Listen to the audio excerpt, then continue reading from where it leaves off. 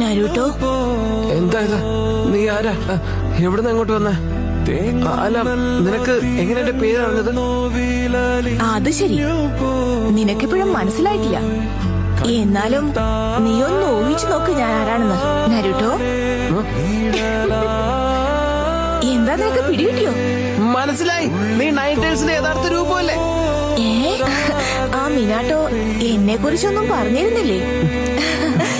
വല്ലാത്ത കഷ്ടം തന്നെ. എന്നാ ശരി, ഞാൻ തന്നെ പറയാം. ഞാൻ നിന്റെ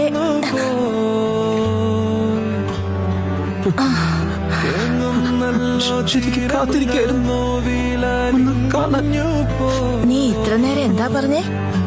അമ്മയെ നിനക്ക് ഇപ്പോഴാ മനസ്സിലായതല്ലേ?